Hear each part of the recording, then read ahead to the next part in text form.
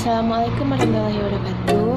Baiklah, saya Rita Feradiana, BP 19010013.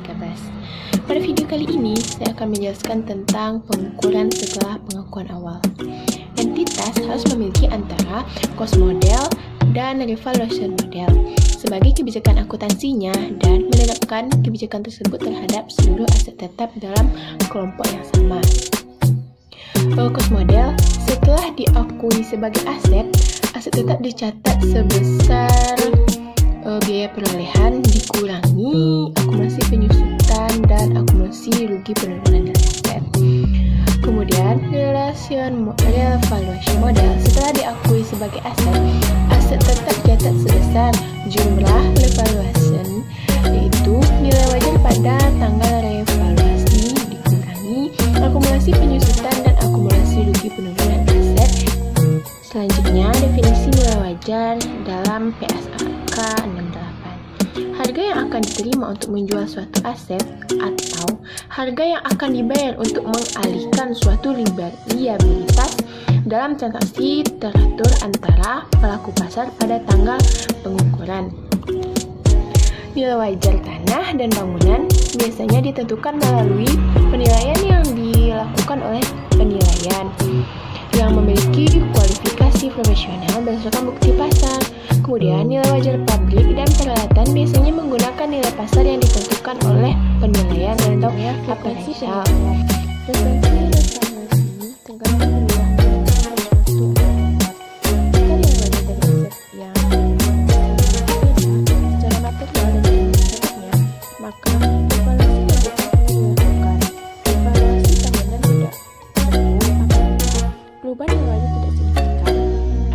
Evaluasi setiap 3 bulan atau 5 tahun sekali.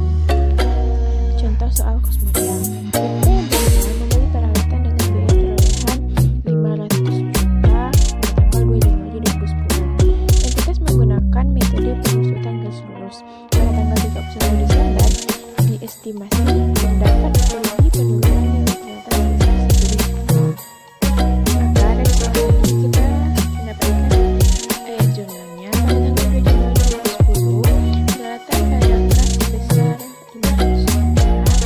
dan pada tanggal 31 Desember 2010 beban penyusutan peralatan pada akumulasi penyusutan peralatan 50 juta.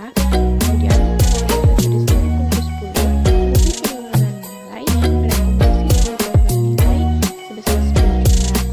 Kemudian pada tercatat peralatan pada 31 Desember 2010 biaya perolehannya 500 juta dikurangi akumulasi penyusutan sebesar 50 juta. Kemudian dikurangi lagi dengan akumulasi rugi penurunan nilai sebesar 10 juta, maka dapat peralatan sebesar 440 juta. Selanjutnya, revaluation model.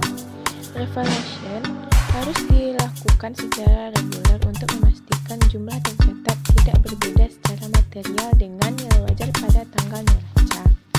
Contoh, peralatan senilai 100 juta diperoleh tanggal 1 Januari 2012 dengan masa manfaat ekonomis 5 tahun tanpa nilai sisa.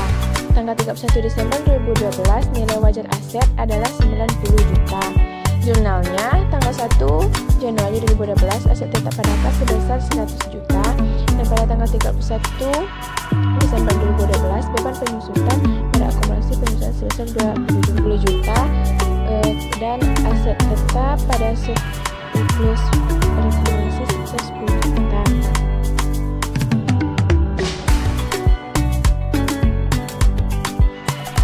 Pengukuran setelah pengakuan awal. Jika suatu aset tetap direvaluasi, maka seluruh aset tetap dalam kelompok yang sama harus direvaluasi. Jika jumlah tercatat aset meningkat akibat revaluasi, pernyataan tersebut langsung dikreditkan ke ekuitas pada bagian surplus revaluasi.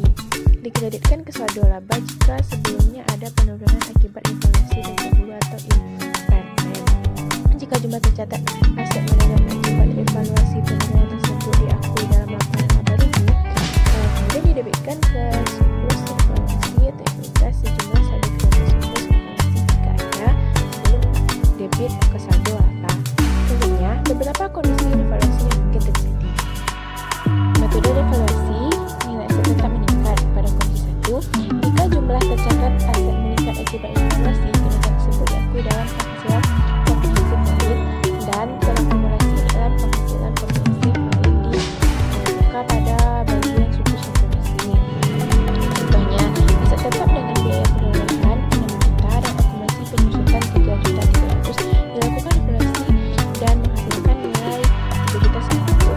Contohnya, akumulasi penyusutan pada aset tetap sebesar 3.900.000, kemudian aset tetap pada surplus evaluasi sebesar 1.200.000.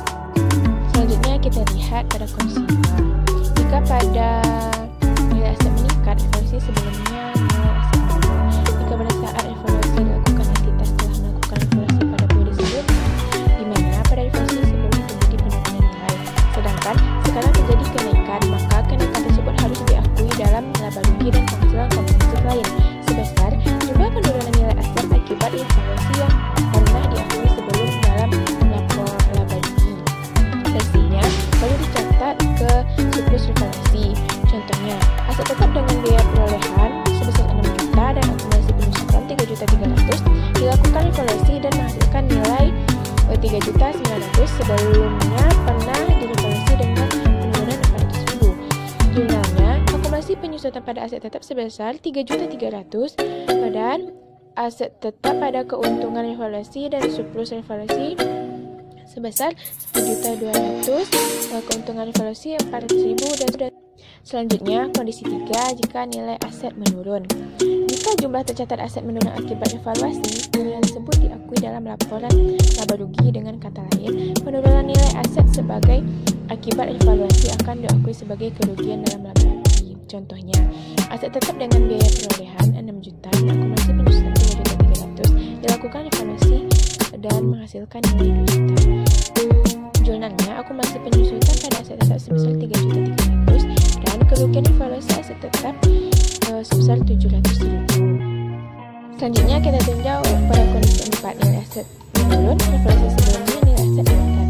Jika pada saat evaluasi dilakukan entitas telah melakukan evaluasi pada periode sebelumnya, di mana pada evaluasi sebelumnya terjadi peningkatan nilai, sedangkan sekarang terjadi penurunan, maka penurunan tersebut harus mengurangi saldo surplus evaluasi periode sebelumnya selama penurunan tersebut tidak melebihi saldo surplus evaluasi yang sudah ada sebelumnya tersebut. Contohnya, aset tetap dengan biaya perolehan 6 juta dan akumulasi penyusutan 3.300.000 dilakukan evaluasi dan menghasilkan nilai 2 juta.